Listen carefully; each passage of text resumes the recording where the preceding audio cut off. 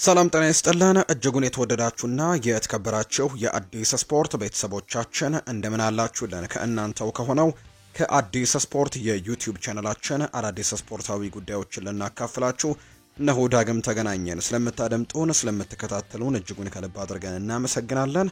በዛሬ ፕሮግራማችን የተለያዩ ርዕሰ ጉዳዮችን የምናነሳን የሚሆነው ዛሬ የሚደረጉ ጨዋታዎች አሉ። በኢትዮጵያ ፕሪሚየር ሊግ ዛሬ ሁለት ጨዋታዎች ቀጥለው ይደረጋሉ።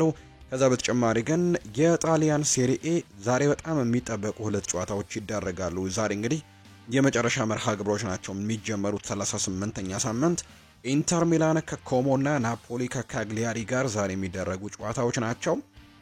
እንግዲህ እስካሁን ድረስ በአውሮፓ ታላላቅ አምስቱ ሊጎች ሻምፒዮኑ ያልተለየበት ብቸኛው ሊግ ጣሊያን ሴሪኤ ነው። ዛሬ ደግሞ ይለያል ተብሎ ይጠበቃል። ነገር ግን ላይለይ የሚችልበት እድል ይኖራል ተብሎ ይታሰባል።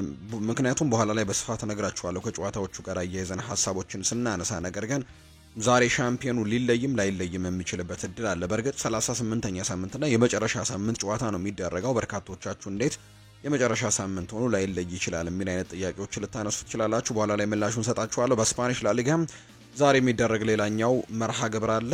እሱንም እንመለከታለን። ዛሬ እንግዲህ እነዚህ የሚደረጉ ጨዋታዎች አሉ። ከዛ በተጨማሪ ግን ዛሬ እንግዲህ ከዝውውር ጉዳዮች ጋር በተያያዘ የምናነሳቸው በርከት ያሉ ጉዳዮች አሉ።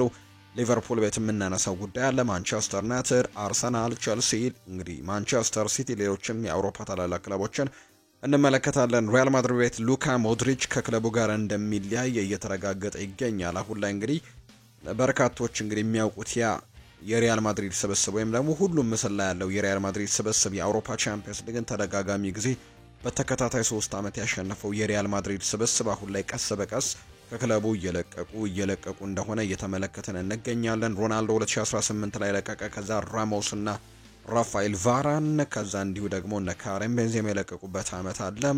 እንዲሁ እነ ሉካ ሞድሪች አምና ለቀዋል። በቃ እዛ ስብስብ ውስጥ የነበሩ ተጫዋቾች በሙሉ አሁን ቀስ በቀስ እየወጡ ይገኛሉ። እነ ካርሎስ ካሴሜሮ፣ ሀሜስ ሮድሪጌስ ከዛ በተጨማሪ ሌሎችም ተጫዋቾች አሁን ከስብስቡ እየወጡ ይገኛሉ። ብቸኛው ከዛ ስብስብ ውስጥ የቀረው ተጫዋች ዳኒ ካርቫሃል እንደሆነ እየተገለጸ ይገኛል። ከሉካ ሞድሪች ስንብት ጋር በተያያዘ የምናነሳቸው ነጥቦች ይኖራሉ። ዛሬ በርከት ያሉ ጉዳዮችን ነው የምናነሳው።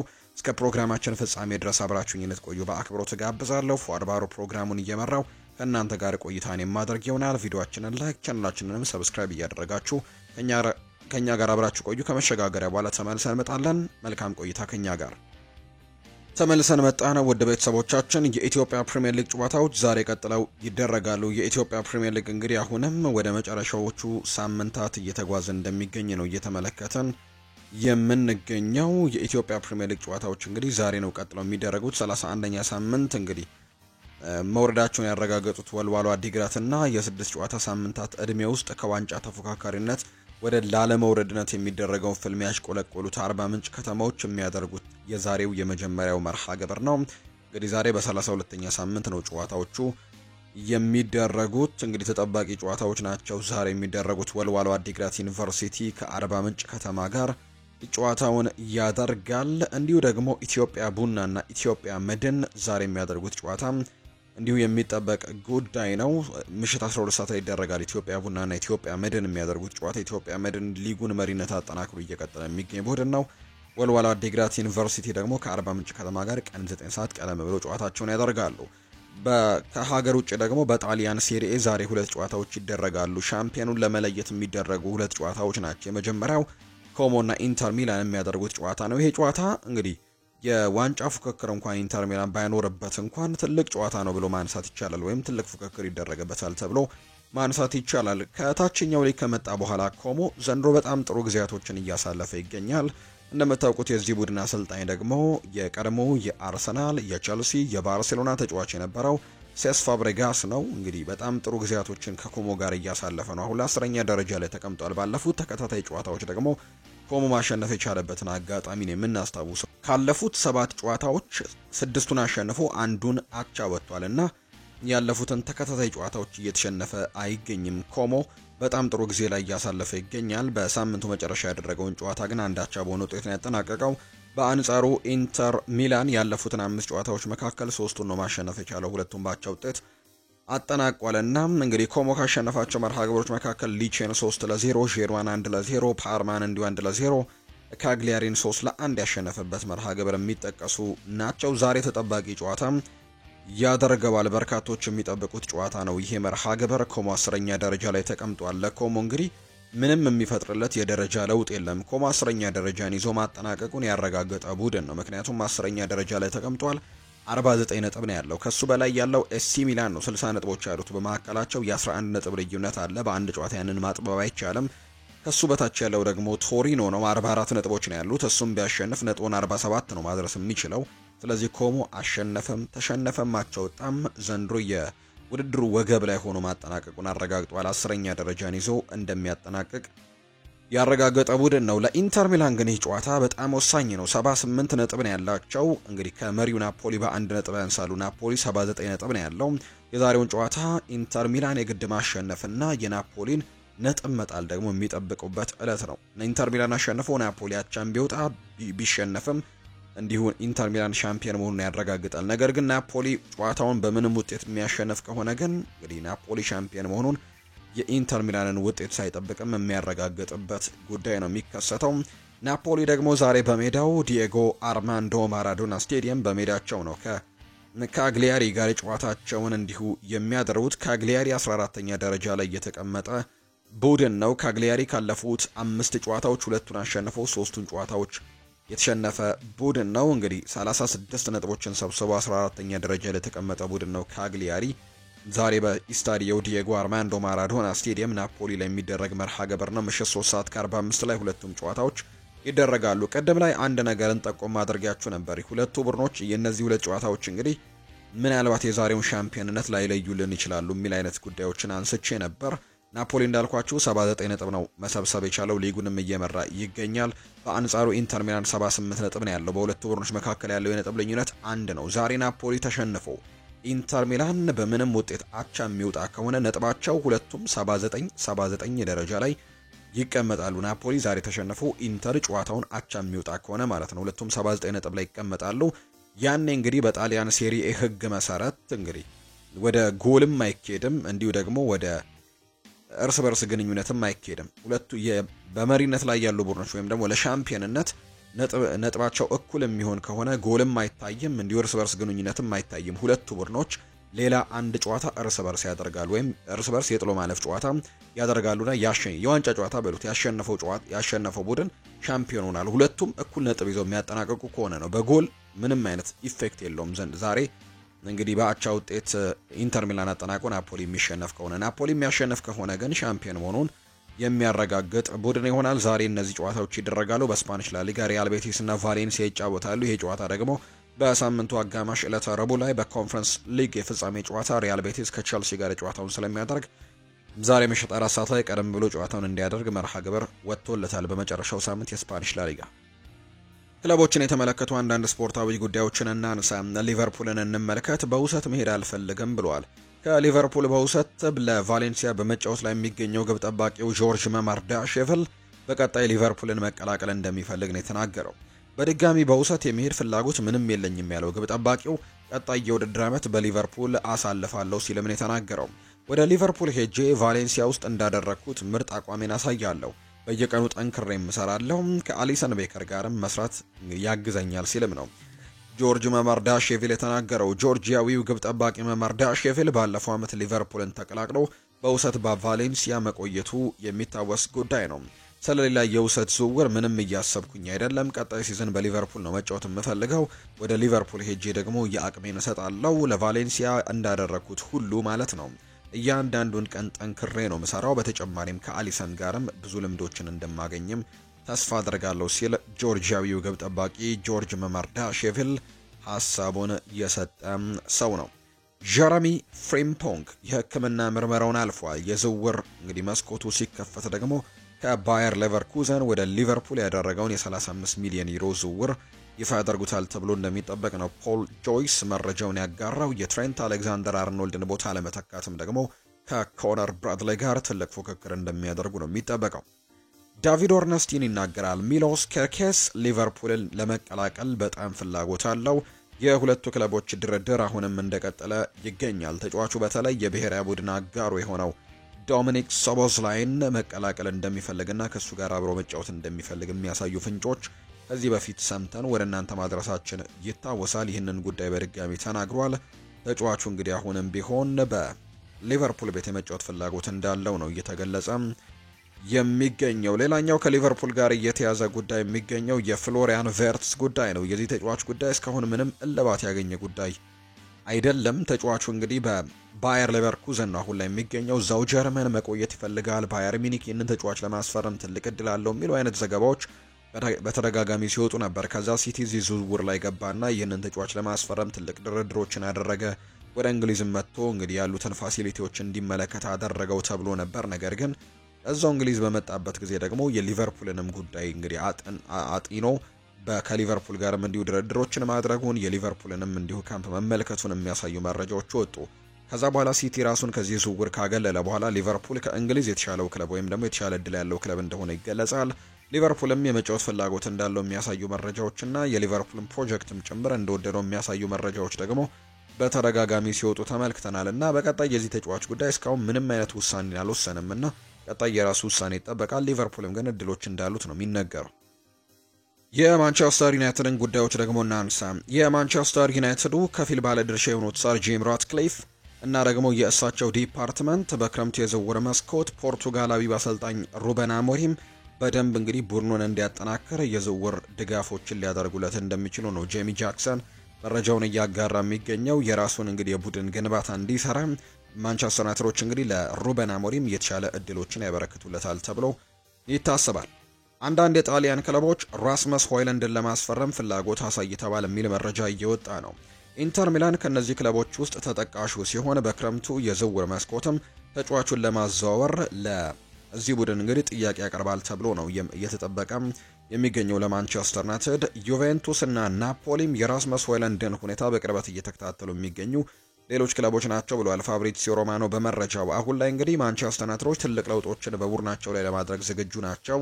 ቡድናቸው ላይ ያሉ አንዳንድ ተጫዋቾችን ለመቀነስም ፍላጎት እንዳላቸው ይታወቃል። ራሳቸውንም ለማጠናከር ደግሞ ትልቅ እድል አላቸው። ይለቃሉ ተብሎ ከሚጠበቁት መካከል ደግሞ ራስመስ ሆይለንድ ስሙ በተደጋጋሚ የሚነሳ ተጫዋች ነው። ሌላኛው እንግዲህ አሌሃንድሮ ጋርናቾ ነው። ይህ ተጫዋች ከክለቡ ሊለቅ እንደሚችል ትናንትና መረጃዎች በስፋት እየወጡ ይገኛሉ። ከክለቡ ጋር ይለያያል የሚል መረጃዎች ናቸው እየወጡ የሚገኙት። በተለይ ማንቸስተር ዩናይትድ ይህንን ተጫዋች ለመልቀቅ ግን 60 ሚሊዮን ፓውንድ ለክለቡ የሚቀርብለት ከሆነ ብቻ ይህንን ተጫዋች ይለቀዋል ተብሎም ይታወቃል። ብሩኖ ከሳዑዲ ክለቦች የተለያየ ጥያቄ ቢቀርብለትም ሩበን አሞሪም ግን ብሩኖ ፈርናንዴዝ በማንቸስተር ዩናይትድ እንዲቆይ ይፈልጋል የሚል መረጃ እየወጣ ነው። የብሩኖ ጉዳይ ግን አሁን ላይ አይታወቅም ተብሏል። ብሩኖ ፈርናንዴዝ ክለቡ እኔ እንድለቅ በሩን የሚከፍት ከሆነ እለቃለሁ ብሎ ከተናገረ በኋላ ግን የክለቡ የመጨረሻ ውሳኔ መቴት ያለበት ይሆናል ተብሎ ይጠበቃል። ክለቡ እኔ ላይ ገንዘብ ማግኘት ፈልጎ እኔን እንግዲህ እንድለቅ የሚጠይቀኝ ከሆነ እኔ እንቅፋት አልሆንም እለቅለታለሁ ወይም የሚል አይነት ሀሳብን ነው ብሩኖ ከዩሮፓ ሊግ የፍጻሜ ጨዋታ በኋላ ሀሳቡን የሰጠውና ያ ነገር ደግሞ በርካቶችን ግራ እያጋባና የብሩኖ ጉዳይ እንደማይታወቅ ነው መረጃዎች እያሳዩ የሚገኙት። ፋብሪዚዮም ያንን ነው ያረጋገጠው። ኮቢ ማይኖ ደግሞ እንደሚቆይ ነው የሚጠበቀው። ለኮቢ ማይኖ ቅርብ የሆኑ የመረጃ ምንጮች እያወጡት እንዳለው መረጃ ከሆነ እንግሊዛዊው አማካይ በሩበን አሞሪም ሲስተም ውስጥ ስላለው ሚና አስፈላጊነት ጥርጣሬ ቢኖረውም ከማንቸስተር ዩናይትድ ጋር ግን መቆየትን እንደሚፈልግ ነው ዘገባዎች እያሰፈሩ እንደሚገኙ የተጠቆመው።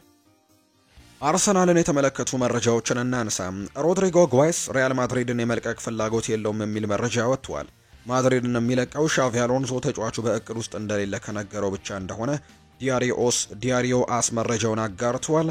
ዳቪድ ኦርነስትንም ስለ ሮድሪጎ ጉዳይ ሲናገር ሮድሪጎ በአርሰናል ውስጥ ከሚገኙ ትልቅ ዝውውሮች ውስጥ ይገኛል። አርሰናል እሱን ለማስፈረምም ሊሰራ ይችላል፣ ነገር ግን ያስፈርሙታል ብዬ ግን አላረጋግጥም ብሏል ዳቪድ ኦርነስቲን ሲናገር። ፍሎሪያን ፕሌተንበርግ በአንጻሩ አርሰናል የሮድሪጎን ዝውውር ትልቅ ስራ እየሰሩ ነው። እንግዲህ ተጫዋቹ ቁጥር አንድ ኢላማቸው ነው። ዝውውሩ ላይም ንግግሮች ተጀምረዋል ብለዋል። አርቴታ ስለ ሮድሪጎ ሲጠየቅም እንደ ሌላ ጊዜ የኔ ተጫዋች ስላልሆኑ ተጫዋቾች አላወራም ከማለት ይልቅ ትልልቅ ዋንጫዎችን ለማንሳት ተጫዋቾችን ማስፈረም አለብን የሚል አይነት ፍንጭን ነው እየሰጠ የሚገኘው። አርሰናል እንግዲህ ሮድሪጎ ጓይስን ይፈልገዋል። ነገር ግን የሚወጡት ዘገባዎች የትኞቹ ታማኝ እንደሆኑ እንኳን እስካሁን መግለጽ አይቻልም። እነ ዳቪድ ኦርነስቲን እንዲሁ ደግሞ ከአርሰናል ደግሞ እነ ሳሚ ሞክቤል እነዚህ እንግዲህ ወይም ደግሞ ሌሎቹ ደግሞ እንዲሁ እነ ፋብሪዚዮ ሮማኖ ታማኝ የመረጃ ምንጮች እንደሆኑ እየተገለጸ ይገኛል። ስለዚህ አርሰናሎች ሮድሪጎ ጎይሽን ለማስፈረም ፍላጎት እንዳላቸው በግልጽ ቢነገርም ነገር ግን አሁን ላይ የተረጋገጠ ጉዳይ እንደሌለ ጭምር ነው እየተገለጸ የሚገኘው። ሌላኛው ሚኬል አርቴታ ከነገው ጨዋታ አስቀድሞ የተለያዩ ሀሳቦቻቸውን እያነሱ ይገኛሉ። በዚህ ሳምንት ከሚያደርጉት የተወዳጁ እንግሊዝ ፕሪሚየር ሊግ የመጨረሻ ጨዋታ በፊት ነው የተለያዩ ሀሳቦቻቸውን የሰጡት። በዚህ ሳምንት ከሳውዛምፕተን ጋር ነው ጨዋታቸውን የሚያደርጉት። ትልልቅ ዋንጫዎችን ማሸነፍ ከፈለግን በዝውውር መስኮቱ በንቃት መሳተፍ አለብን ብለዋል አርቴታ። በአሁኑ ሰዓት ተጫዋቾችን የምናገኝበት ደረጃ ላይ ነን ሲልም ነው የተናገረው። ሚኬል አርቴታ ከሳውዛምፕተን ጋር ከሚያደርጉት የሳምንቱ የመጨረሻ ጨዋታ በፊትም እንግዲህ የተለያዩ ጉዳዮችን አንስተዋል። ስለ ጁሊያን ቲምበር ተናግረዋል። ቲምበር ለበርካታ ሳምንታት ቡድናችንን እያገለገለ የነበረው በጉዳቱ ምክንያት ምቾት ሳይሰማው ነበር። እናም ደግሞ ከዚህ ጉዳት ለመገለልም ማክሰኞ ጠዋት በቁርጭምጭሚቱ ላይ ቀዶ ጥገና ይደረግለታል። ከቀዶ ጥገናው አገግሞ ወደ ሜዳ ለመመለስም ሳምንታት ሊወስድበት ይችላል። ለቅድመ ውድድር ዘመን ይመለስ እንደሆነ አናውቅም። ይህ ደግሞ እንደማገገሙ ውጤት የሚወሰን ይሆናል። ተስፋ እናደርጋለን ቅድመ ዝግጅት ወቅት ላይ እንደሚመለስ ሲሉም ነው አሰልጣኝ ሚኬል አርቴታ የተናገሩት። ስለ ዊሊያም ሳሊባም ሲናገሩ ሳሊባ በጡንቻ ላይ የሆነ ነገር ተሰምቶታል። እናም ከዚህ ጉዳት ደግሞ ለማገገምም የተወሰኑ ጊዜያቶች ያስፈልጉታል። ስለዚህ ከሜዳ ይርቃል ሲሉ እንዲሁ ተናግረዋል። አርቴታ ስለ ቀጣይ የውድድር ዓመት እቅዳቸውን ሲናገሩ በጣም አስፈላጊው ነገር ክለቡን በሚቀጥለው የውድድር ዓመት ትልቅ ዋንጫ እንዲያነሳ ማመቻቸት መቀጠል ነው። እናም በሊጉም ሆነ በአውሮፓ መድረክም የዋንጫ አሸናፊ ቡድን መሆናችንን ማረጋገጥ የግድ ይለናል ብሏል። በቀጣይ ዓመት ይህ አንተ ያልከው በአውሮፓና በሊጉ የማታሸንፉ ከሆነ ብሎ ጥያቄ አቅርቦለት ነበር። ለኔ በጣም አስፈላጊው ነገር ይህ ነው። እንዳልኩ በሊጉም በአውሮፓ መድረክ ባለድል መሆን ነው። እናም ደግሞ አርሰናል ይህንን ለማድረግም እዚህ አለ ሲልም ይናገራል። አርቴታ በክረምቱ የዝውውር መስኮት የካይ ሃቨርትስ የጉዳት መመለስን ተከትሎ የፊት መስመር አጥቂ ታስፈርማላችሁ ተብሎ ጥያቄ ቀርቦለት ነበር። እኛ በዚህ ዓመት የፊት መስመራችን ላይ ብዙ እንግዲህ ጉዳቶች እንደነበሩብን ግልጽ ነበር። ፊት መስመር ላይ ጥሩ አጥቂዎችንና ትልቅ የአጥቂ ኃይልም ያስፈልገናል። ከዚህ በፊትም በነበሩት ቁጥሮች ላይ ብቻ መተማመን አንችልም። የፊት መስመር አጥቂ የግድ ማምጣት ይጠበቅብናል ሲልም ነው ሀሳቡን የተናገረው። አርቴታ ካይ ሃቨርትስ ቢመለስም አጥቂ ማስፈረም ላይ እንዲሁ ሀሳባቸውን ይናገራሉ። ጎል መጨመር፣ ፈጠራን መጨመር፣ ቁጥርን መጨመር አለብን። ይህ ከተለያዩ ሁኔታዎች የሚመጣ ጉዳይ ነው ያለው ጋዜጠኛው ሲናገር። ለማስፈረም ከሚፈልጋቸው ተጫዋቾች ውስጥ እንግዲህ ብዛት ወስነሃል ተብሎም ተጠይቆ ነበር። አዎ ሲል ነው ምላሹን የሰጠው። ነገር ግን አልናገርም ሲልም ነው የተናገረው። ሮድሪጎ ስሙ ከአርሰናል ዝውውር ጋር እየተነሳ ነውና ከዚህ ጉዳይ ጋርስ ምን ትላለህ ተብሎም ተጠይቆ ነበር። ከዝውውር ጋር በተገናኘ የትኛውንም ተጫዋች ስም አልጠቀስንም። ነገር ግን ክለቡ በሚቀጥለው ሲዝን ትልቅ ዋንጫን ማንሳት እንዳለበት ግን የዋንጫ ቡድንም ወደ መገንባቱ እየመጣን እንደሆነ ግን እናውቃለን ብሏል። ስለ አንድሪያ ቤርታም ተጠይቆ ሲናገር አንድሪያ ቤርታ ለቡድናችን ትልቅ አስተዋጽኦን ያበረክታል። ባለው ከፍተኛ ልምድ ምክንያትም ትልቅ አስተዋጽኦን ያበረክታል። ቡድኑን ለመገንባት ያለው አካሄድም ለየት ያለ ነው ብዬ አስባለሁ። ወደፊት እንድንገፋበትም ቁልፉ አካል ይሆናል ሲልም ነው የተናገረው። ሚኬል አርቴታ የውድድር ዓመቱን ከሌሎች ቡድኖች ጋር ንጽጽር ላይም እንዲሁ ይናገራል። እኛ ያሳለፍነው የውድድር ዓመት ሌሎች ቡድኖች ካሳለፉት የውድድር ዘመን ጋር ማወዳደር አልወድም። እኔ ዋና ተግባሬ በውድድር ዓመቱ ቡድኔን እንዴት እንዳሳለፈ መተንተን አለብኝ። ስራዬ ይሄ ነው ሲልም ነው የተናገረው። ስለ ዳቪድ ራያም ይናገራል። ራያን ለማስፈረም የወሰንነው ግልጽ ዓላማ ይዘን ነው። ቡድኑን ወደ ላቀ ደረጃ ለማድረስም እንዲህ አይነት ዝውውር ለመፈጸምም ደፋርና ተንታኝ መሆን አለብህ። ሁሉም በክለቡ ዙሪያ ያሉ እና ደግሞ የእኛ ደጋፊዎችም የዳቪድ ራያን ብቃት እያደነቁ ይገኛሉ ሲልም ነው የተናገረው። ስለ ቶማስ ፓርቴም ይናገራል። የቶማስ ፓርቴ ምርጥ የውድድር ዘመን ያሳለፈ ይመስለኛል። በዚህ ሲዝን በጣም ጠቃሚ ተጫዋች ነው። እኛም ደግሞ እሱን እንፈልገዋለን፣ እሱም እኛ ይፈልገናል ሲል ተናግሮ ሚኬል አርቴታ ቶተንሃም መራር ሲዝን ካሳለፉ በኋላ ቶተንሃም ዩሮፓ ሊግን አሸንፈዋል ተብሎ ተጠይቆ ነበር። ቻምፒየን ናቸው። እዚህ ደረጃ ላይ ለመድረስ ብዙ ነገሮችን በትክክል መስራት አለብህ። እንግዲህ በጣም እንኳን ደስ አላችሁ ለማለት ፈልጋለሁ ሲልም ጭምር ነው ከሳውዛምፕተን ጋር ካለበት የተወዳጁ የእንግሊዝ ፕሪሚየር ሊግ የመጨረሻው ጨዋታ ቀደም ብሎ ሀሳቡን አሰልጣኝ ሚኬል አርቴታ እንደሰጠም የተገለጸው። ይሄ የመጨረሻው ሀሳቡ እንደሆነ ነው እየተገለጸም የሚገኘው። ቸልሲን የተመለከቱ መረጃዎችን ደግሞ አሁን ላይ ወደ እናንተ እናድርስ ወደ ቤተሰቦቻችን። ከእንግሊዝ ፕሪሚየር ሊግ የስፓኒሽ ላሊጋ ይመቸኛል ብሏል። ከእንግሊዝ ፕሪሚየር ሊግ የስፔን ላሊጋ ይመቸኛል ብሏል። ኤንዞ ፈርናንዴዝ ነው ይህንን ሀሳብ የሰጠው። ፕሪሚየር ሊግ ሽግግሮች የበዙበት ሊግ ነው። የስፓኒሽ ላሊጋ በአንጻሩ ለማየት የሚያጓጉ ጨዋታዎች፣ ስልቶች የተሞሉ ድንቅ ታክቲኮችም አይበታለው። ኤንዞ ፈርናንዴዝ የተናገረው ሀሳብ ነው። በተለይ ደግሞ ተጫዋቹ ከሪያል ማድሪድ ጋር ስሙ በተደጋጋሚ እየተነሳ ይገኛልና በላሊጋ መጫወት ፍላጎት እንዳለው የሚያሳዩ ፍንጮችን ነው ተጫዋቹ እየሰጠ የሚገኘው። ቸልሲ ምንም እንኳን ስሙ ከሪያል ማድሪድ ጋር ቢያያዝም ኤንዞ ፈርናንዴዝ የመሸጥ ሀሳብ ግን መጨረሻ የላቸውም ብሎናል። ፋብሪዚዮ ሮማኖ በመረጃው አርጀንቲናዊው አማካይ የፕሮጀክቱ ቁልፍ አካል ቢሆንም በመልበሻ ክፍል ውስጥም እንደ መሪ ሆኖ ነው የሚታየው። ስለዚህ ሪያል ማድሪዶች ምንም እንኳን እዚህ ተጫዋች ላይ ፍላጎቶችን እያሳዩ ቢገኙም አሁን ላይ እንግዲህ ሉካ ሞድሪች ከክለቡ ጋር ለቋልና የተለያዩ የአማካይ ስፍራ ተጫዋቾችን መመልከታቸው አይቀሬ ነው። ነገር ግን ያም ሆነ ይህ ግን አሁን ላይ ይህንን ተጫዋች በፍጹም እንደማይለቁት ነው መረጃዎች እያሳዩ የሚገኙት። ሌላኛው ከቸልሲ ጋር የሚነሳው ጉዳይ የጀርመኑ ጋዜጣ ስካይ ጀርመኒ ያወጣው መረጃ ነው።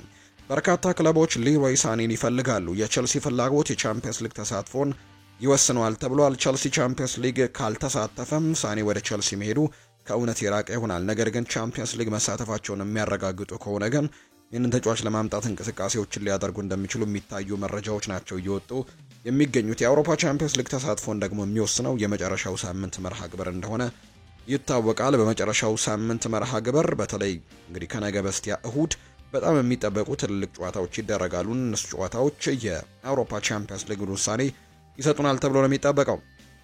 ቸልሲ ሌላኛው ሁጎ ኤኬቴኬንም ለማስፈረም እየተንቀሳቀሱ ነው ተብሏል። አይንትራክ ፍራንክፈርት ከአጥቂው ዝውውር ከ67 እስከ 84 ሚሊዮን ፓውንድ እንዲሁ ይፈልጋሉ። ቸልሲ፣ ሊቨርፑል እና አርሰናል ተጫዋቹን ደግሞ ለማስፈረም ፍላጎት አላቸው። አይንትራክ ፍራንክፈርትንም አነጋግሯል የሚል መረጃ ነው አርኤምሲ ስፖርት ይዞ የወጣው።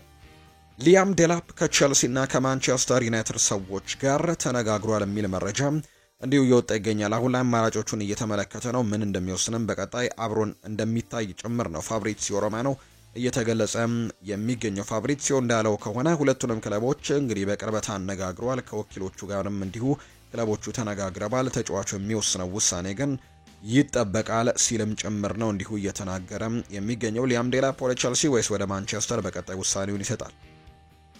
ሪያል ማድሪድን ደግሞ እንመልከት። ሉካ ሞድሪች ከሪያል ማድሪድ ጋር ይለያያል።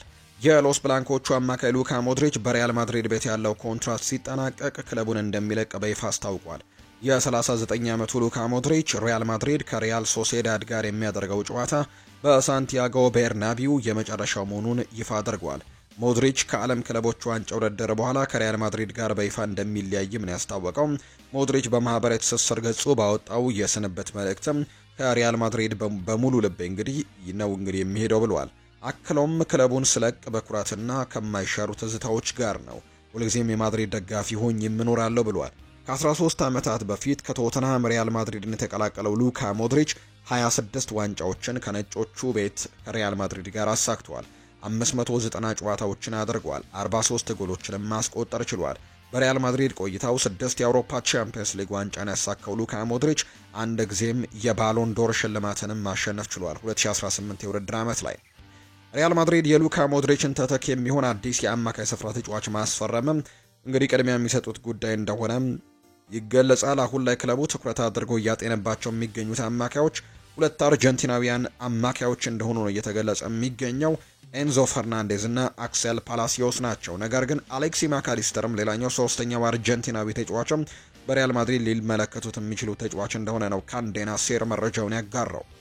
ሮድሪጎ ጓይሽ በሉካ ሞድሪች ስንብት ላይ የተለያዩ ሀሳቦችን በማህበራዊ መልእክቱ ላይ እንግዲህ በማህበራዊ ድረገጾቹ ላይ ይፋ አድርጓል። ዛሬ ለኔም ሆነ ለሪያል ማድሪድ በጣም አሳዛኝ ቀን ነው። በቅርቡ 10 ቁጥርን ለብሰህ ከኛ ጋር በሜዳ ላይ እንደማትሆን ስለማውቅ ከልብ ያዝኛለሁ።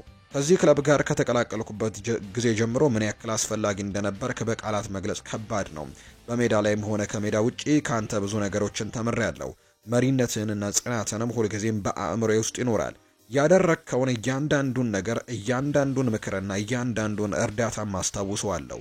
ለዚህም ደግሞ አመሰግንሃለሁ። ለብዙ ዓመታት ካንተ ጎን መሆን ህልሜ ነበር። በሚገጥምህ አዲስ ምዕራፍ ተደሰት። የክለቡ አይረሴ ተጫዋች እንደሆንክም እመን፣ እወድሃለሁ ሲልም ነው ሮድሪጎ ጓይሽ ሐሳቡን ያጋራው።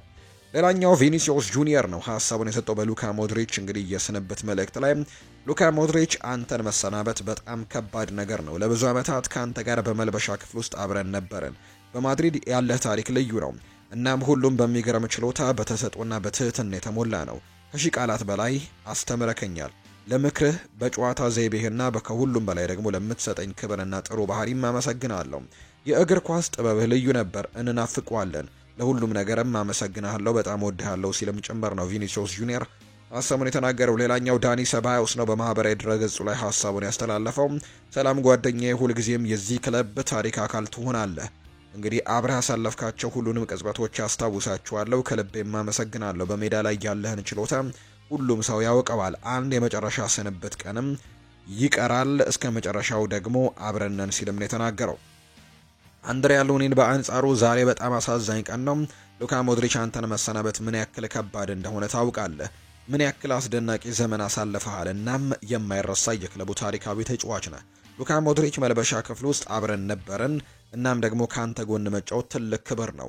በእግር ኳስ ለሰጠኸኝ ምክር እናም ደግሞ ለስፖርት ያበረከትከው ነገር ሁሉ ደግሞ አመሰግናለሁ ሲልም ጭምር ይናገራል። ሪያል ማድሪዶች አሌክሲ ማካሊስተርን በሉካ ሞድሪች ተተኪ አድርገው ለማምጣትም ሙከራዎችን ያደርጋሉ ተብሎ ይጠበቃል። ነገር ግን ሊቨርፑሎች ከ100 ሚሊዮን ዩሮ በላይ ይጠይቋቸዋል ተብሎ ነው የሚታሰበው። ሪያል ማድሪድ ግን ያን ያክል ለመክፈል ምንም አይነት ዝግጁነት እንደሌላቸው ነው ማርካ የገለጸው። ሪያል ማድሪድ አሌክሲ ማካሊስተርን ይወደዋል፣ ነገር ግን ሊቨርፑሎች ተጫዋቹን ለመውሰድ እስከ 100 ሚሊዮን ዩሮ በላይ ይፈልጋልና ሪያል ማድሪድ ደግሞ ይህንን ያክል ክፍያ ለመፈጸም ምንም አይነት ዝግጁነት እንደሌለው ነው ማርካ ትናንትና ምሽቱን ያወጣው መረጃ የሚያሳየው። ሪያል ማድሪድ ከፖርቱጋል ዋንጫ ፍጻሜ በኋላ አልቫሮ ፈርናንዴስ ካሬራስን ዝውውር በፍጥነት ለማጠናቀቅም ይሰራል ተብሎ ነው የሚጠበቀው። የክለቡ እቅድ የተረጋገጠ ነው። እናም ተጫዋቹ ቀጣዩ መዳረሻው ኤል ኢስታዲዮ ሳንቲያጎ ቤርናቢው እንደሚሆን ፋብሪዚዮ ሮማኖ ይፋ አድርጓል። ራኡል ጎንዛሌዝ ብላንኮ ሪያል ማድሪድን ሊለቅ ነው። የሪያል ማድሪድ ቢ ቡድን ዋና አሰልጣኝ የሆነው ራኡል ጎንዛሌዝ ክለቡን ለመልቀቅ ማሰባቸው ነው ዘ አትሌቲክ ያስነበበው። የ47 ዓመቱ አሰልጣኝ ራኡል ባለፉት 5 ዓመታት የሪያል ማድሪድ ቢ ቡድንን በኃላፊነት መርተዋል። በሪያል ማድሪድ ተጫዋችነት ስኬታማ ጊዜን ያሳለፈው ራኡል ጎንዛሌዝ 3 የቻምፒየንስ ሊግ እና 6 የላሊጋ ዋንጫዎችን ያሸነፈ ነው። ለሪያል ማድሪድ 741 ጨዋታዎችን ያደረገው ራኡል 323 ጎሎችን በማስቆጠር ከክሪስቲያኖ ሮናልዶ እና ከካሬም ቤንዜማ በመቀጠል ሶስተኛው የክለቡ የምንጊዜም ከፍተኛ ግብ አስቆጣሪ ነው። ራኡል ጎንዛሌዝ ከዚህ በፊት ከሻልክ 04 እና ከቪያሪያል አሰልጣኝነት ስራ ጋር ስማቸው ተያይዞ እንደነበር የምናስታውሰው ነው። ኒኮ ፓዝ አሁንም ቢሆን በእኛ ቡድን ውስጥ ነው። በቀጣይ ምን እንደሚወስን ግልጽ አይደለም። ከኛ ጋር መቀጠሉን አሊያም ሪያል ማድሪድን ተቀላቅሎ በክለቦች ዓለም ዋንጫ መካፈሉን ምንም አናውቅም። ከሪያል ማድሪድ ጋር ያለን ግንኙነት በጣም ጥሩ ነው። እናም ሌሎች ጥሩ ተጫዋቾች ከክለቡ ለመሳብም ፍላጎት አለን። እዚህ ወደ ክለቡ የሚካተቱ ተጫዋቾችም የጨዋታ እድል የማግኘትና በጨዋታ ውስጥም ጠቃሚ የሜዳ ውስጥ ሚና ይኖራቸዋል ሲል ነው የኮሞ አሰልጣኝ ሴስ ፋብሬጋስ የተናገረው። እንግዲህ አሁን ላይ የኒኮላስ ፓዝ ጉዳይ ምንም አይነት ውሳኔ እንዳልተሰጠበትና ሪያል ማድሪድ ተጫዋቹ እንደሚፈልገው ይታወቃልና የተጫዋቹ ውሳኔ ምን እንደሆነ እንደማያውቅ ጭምር ነው አሰልጣኙ ሴስ ፋብሬጋስ እየተናገረም የሚገኘው። ማንቸስተር ሲቲን ደግሞ እንመልከት። ማንቸስተር ሲቲ ለቴጃኒ ራይንደርስ ይፋዊ ጥያቄ ማቅረቡ እየተነገረ ሲሆን ተጫዋቹ ከሚላን ጋርም እስከ 2030 የሚያቆየው ውል ቢኖረም ሚላን እንግዲህ ጠቀም ያለ ገንዘብ ከቀረበለት ተጫዋቹን ለመልቀቅ ተስማምተዋል።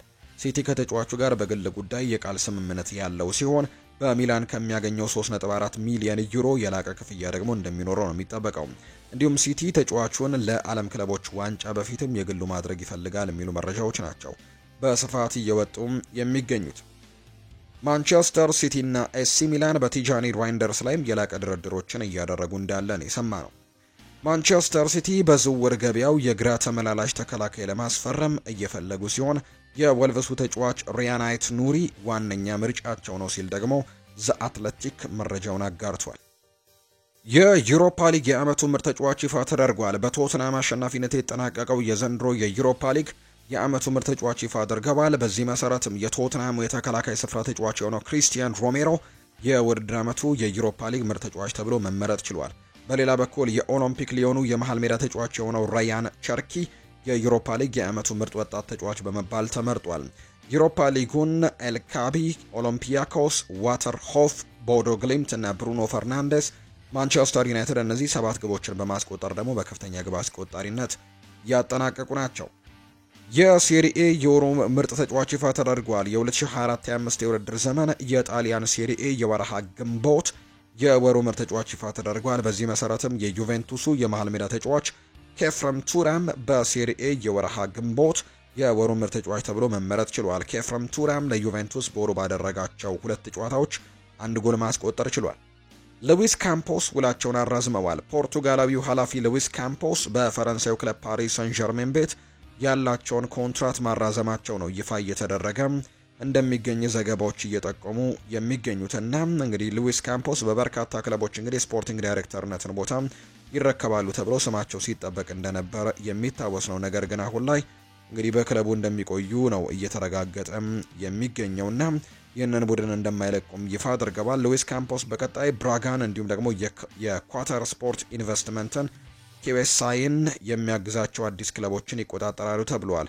ከኪዌሳይ ጋርም እስከ 2030 በመቀጠል የተለስቻለሁ፣ በመጪዎቹ ዓመታትም ተጨማሪ ስኬቶችም በማስመዝገብ ጓጉቻለሁ ሲሉ ነው እንግዲህ ሉዊስ ካምፖስ የተናገሩት።